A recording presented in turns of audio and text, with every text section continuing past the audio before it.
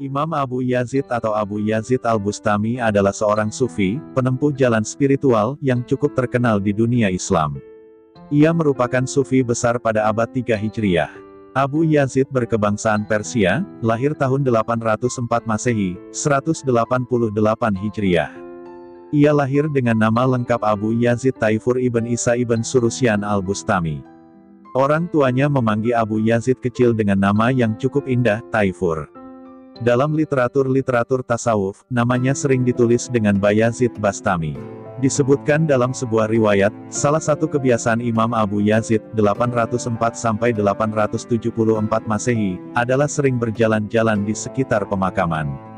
Suatu malam ketika kembali, ia berpapasan dengan seorang bangsawan muda yang sedang memainkan barbat, semacam kecapi. Melihat itu, Imam Abu Yazid secara refleks mengatakan, La haula wa la quwata illa billah, tiada daya dan kekuatan melainkan atas pertolongan Allah, sebagai bentuk memohon perlindungan Allah. Pemuda itu tengah mabuk dan memukul kepala Imam Abu Yazid dengan barbatnya, hingga barbatnya pecah.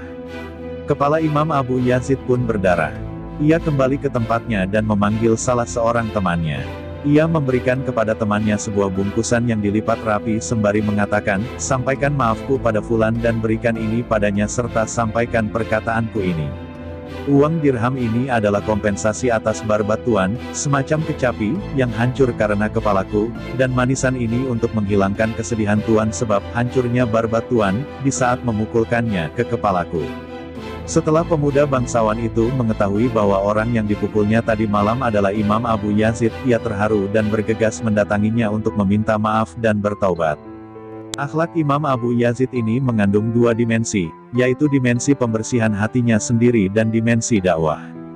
Dimensi pertama, ketika mengucapkan, La haula wa la quwata illa billah, ada seberkas prasangka bahwa dirinya lebih baik dari pemabuk yang sedang bermusik di jalanan. Amal ibadahnya selama ini membuka pintu, ujub dan takabur dalam hatinya, seakan mengemukakan perkataan halus, ana khairun minhu, aku lebih baik darinya. Karena itu, ia memandang pentingnya taubat dari keterjebakan ketaatan agar tidak seperti iblis. Ia berkata, taubatun al-masiyah wahidah, wa taubatun al-ta'a alfu taubatin, taubat maksiat itu satu nilainya, sedangkan taubat taat itu 1000 nilainya. Konsep taubat Imam Abu Yazid ini berdasarkan pada ayat Quran Surah Al-Baqarah 221, sesungguhnya Allah mencintai orang-orang yang memperbanyak taubatnya, atau secara terus-menerus. Lafaz yang digunakan Al-Quran adalah Al-Tawabin yang berarti orang yang banyak atau memperbanyak taubatnya, bukan Al-Taibin, orang yang bertaubat.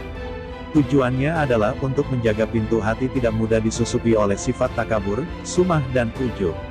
Dimensi kedua, dakwah, dengan menyampaikan permohonan maaf dan mengganti alat musik yang pecah sesuai dengan harganya, meskipun posisi Imam Abu Yazid di sini adalah korban, meninggalkan keharuan dan kesan mendalam di hati pemuda itu.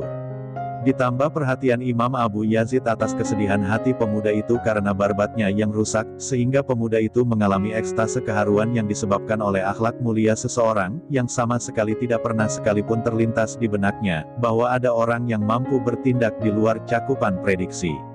Akhirnya, ia berlari menghampiri Imam Abu Yazid al-Bustam, memohon maaf dan menyatakan diri bertaubat. Taubat pemuda bangsawan itu bukan karena terancam oleh sesuatu, tapi kehalusan budi Imam Abu Yazid al-Bustam. Sehingga Fariduddin Atar menggambarkan taubatnya pemuda itu dengan kalimat, pemuda itu bertaubat dari segala kemaksiatan karena berkah akhlak mulia yang keluar dari diri Abu Yazid, semoga Allah merahmatinya. Fariduddin Atar, Tazkirah Al-Auliya, halaman 193. Akhlak mulia itu bersumber pada kontinuitas taubat, setiap saat, dimanapun tempatnya dan kapanpun waktunya. Baginya, taubat tidak perlu harus bermaksiat dulu, taubat seharusnya dilakukan setiap saat, untuk menjaga hati kita dari sifat-sifat tercela. Semoga Allah bimbing kita senantiasa mampu mengambil hikmah, sehingga dapat mengambil pelajaran dan istiqomah di dalam keimanan dan kebenaran.